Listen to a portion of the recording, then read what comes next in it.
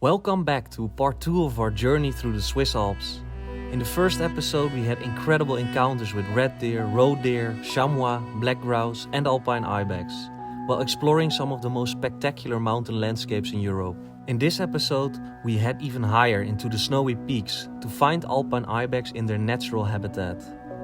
Then we travel to the Italian Alps into brown bear territory to find Europe's largest carnivore. We'll then return to Switzerland to search for a very unique bird, the only truly aquatic songbird in Europe. And finally, before heading home, we'll check the camera trap footage that we had set out at the start of the trip.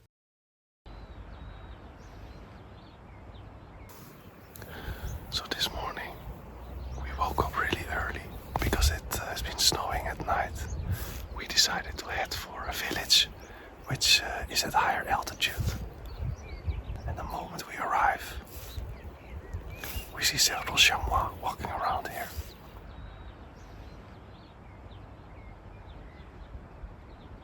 In the snow, it's a gorgeous view.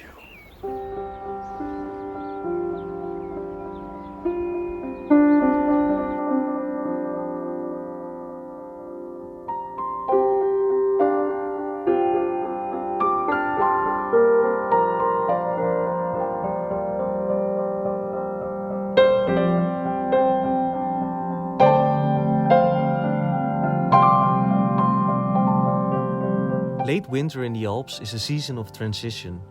The snow is slowly retreating, but food is still scarce. For chamois, this is one of the most challenging periods of the year. Their fat reserves are depleted and plant growth has not yet begun. With caution, they leave the safety of the cliffs to graze on more nutritious alpine meadows.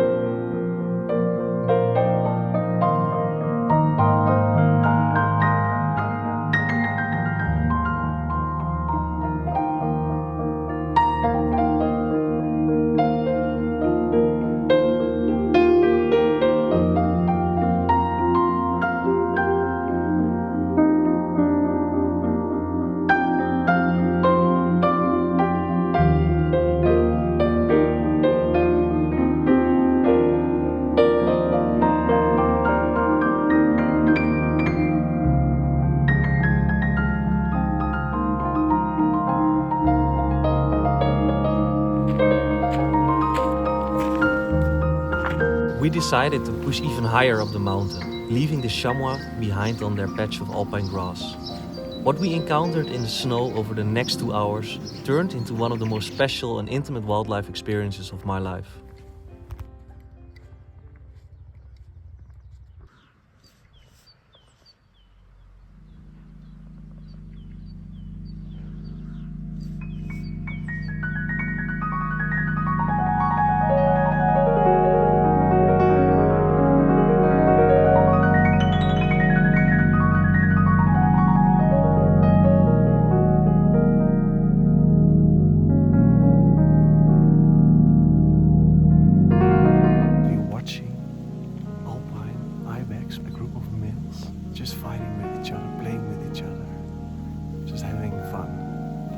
Male Alpine Ibex spend most of the year in bachelor groups, using ritualized fights to establish dominance while avoiding serious injury. Their massive, curved horns grow throughout their lives, with annual growth rings marking each winter they survived. Perfectly adapted to the extreme alpine environment, Ibex can climb on near vertical slopes and survive on sparse, low-quality vegetation. Their hooves have a soft, rubber-like pad that provides grip on these steep slopes.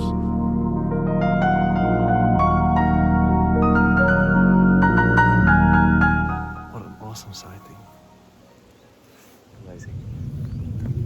And the horns are not just used for fighting or for defense against predators, but it's also a great tool to scratch your own back.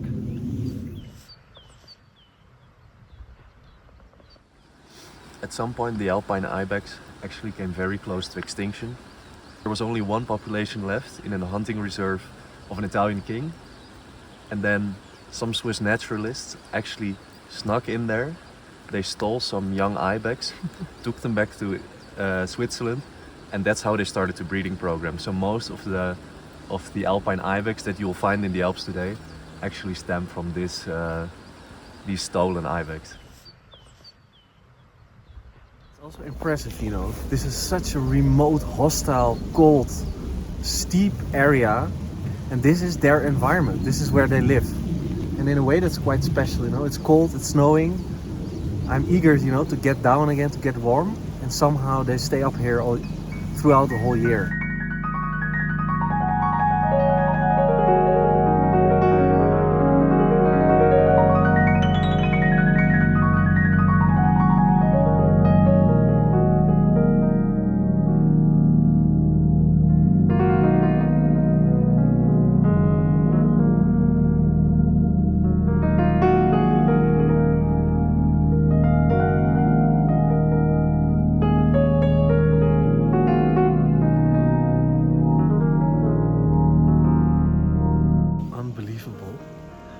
But Lars and I are really surrounded by the ibex. They're literally everywhere.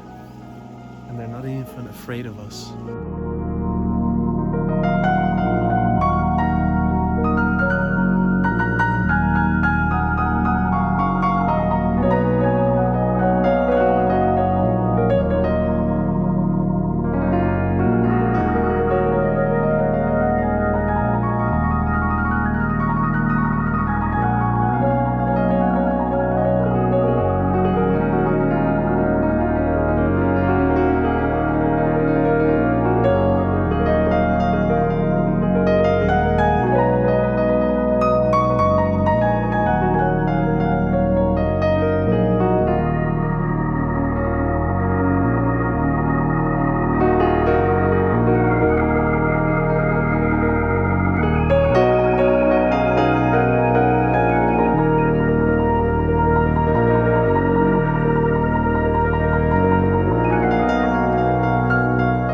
Wow, that was an amazing sighting.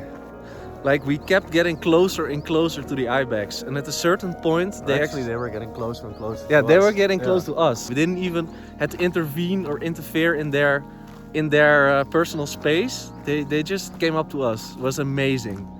And at a certain point, I decided to put my tripod with my iPhone at a certain spot where I was about sure that they would get in that direction. And what happened? Like at least 10 or 15, we have to still look at the images, got towards the camera and they were actually playing with each other, were eating. It was just, I think, the best shot ever.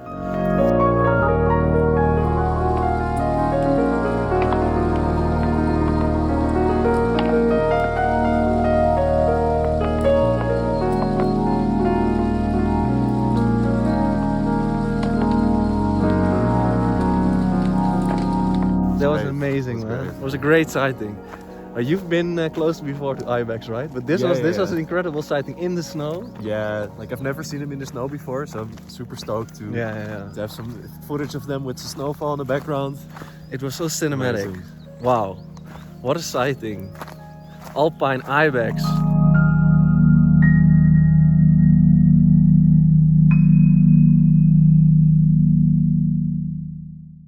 After a week in the freezing Swiss Alps and some unforgettable wildlife encounters, we realized we deserved warmer, more spring-like conditions on the southern side of the Alps in northern Italy. This region is also one of the core brown bear areas in the Alps. We contacted Italian ecologists and studied maps to identify the valleys that would give us the best chance of finding bears. On our first day, we were still in Swiss Alps mode and headed straight into the high mountains. We hadn't fully realized that at this time of the year, brown bears typically remain much lower in forested valleys. Still, it was an incredible day, hiking in t-shirts through stunning landscapes and watching red deer descend from higher elevations before sunset to graze on alpine meadows.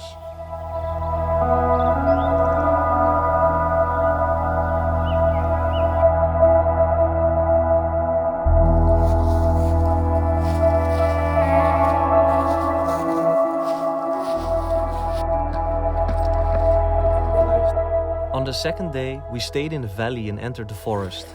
Almost immediately we knew we were in the right place. We saw warning signs and soon after, clear evidence of brown bears.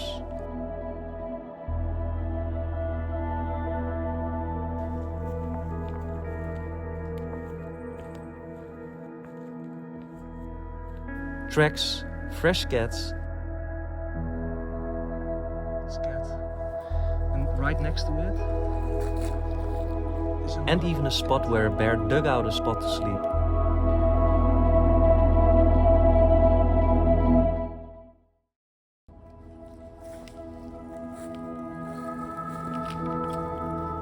Our third and final day started with a very promising sign.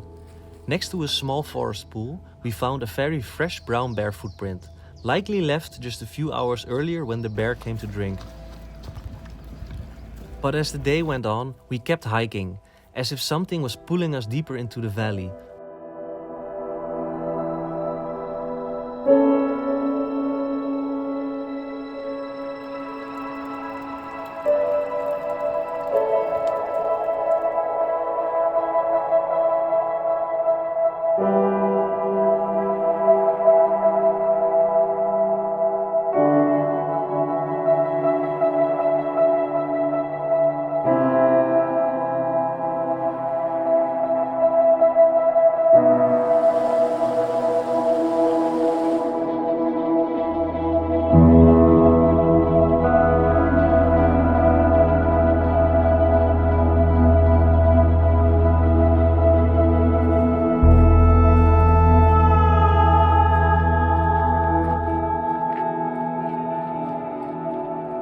The road into the valley had been blocked by avalanches, so we were completely alone on this side of the valley. Eventually we had to turn back. No bear on the third and final day, but what an incredible landscape in the northern Italian Alps.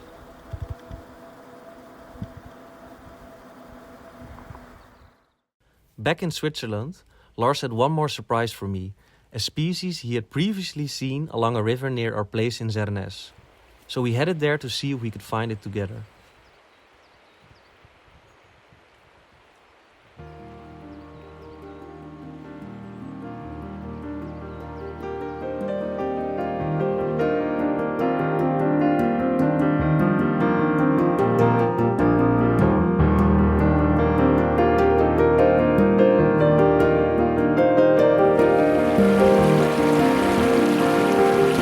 We are here at the prime habitat for the white-throated dipper.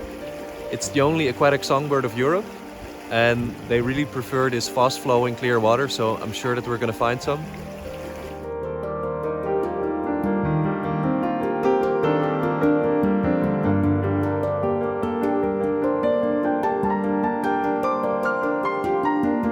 We found a wildlife hide, and we've already seen the white-throated dipper.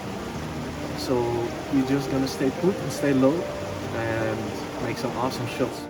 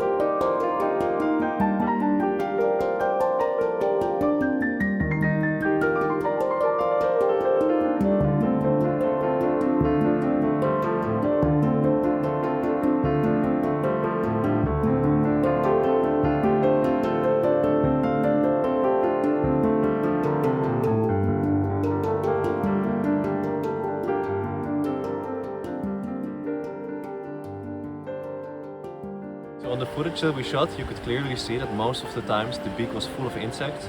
That's because right now they have young, so they're just flying up and down to the nest to feed their chicks with bugs, small fish, whatever they can find. That close encounter with the white-throated dipper marked the end of my time in Zernes, and it was almost time to leave the Swiss Alps. But before leaving, there was one last thing to do: check the camera trap footage.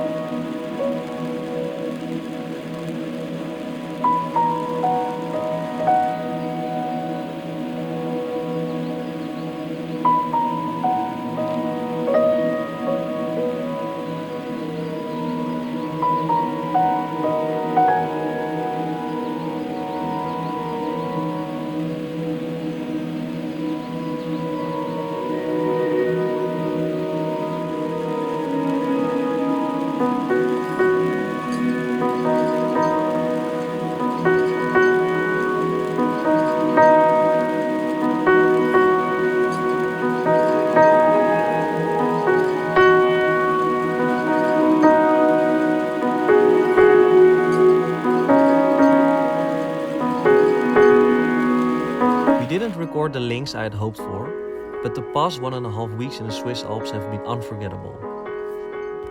Thanks to Lars' expertise in finding wildlife and the time spent immersed in these mountains, almost completely disconnected from screens, this trip felt truly special. Wearing camouflage suits and moving slowly through these landscapes allowed us to experience wildlife at remarkably close distances, witnessing animals behaving naturally. The Swiss Alps host an incredible diversity of wildlife. In the next episode, Justin and I will head to the Ethiopian highlands in search of one of the rarest and most endangered carnivores on Earth, the Ethiopian wolf. So please subscribe if you haven't done it already and stay tuned for our upcoming adventures.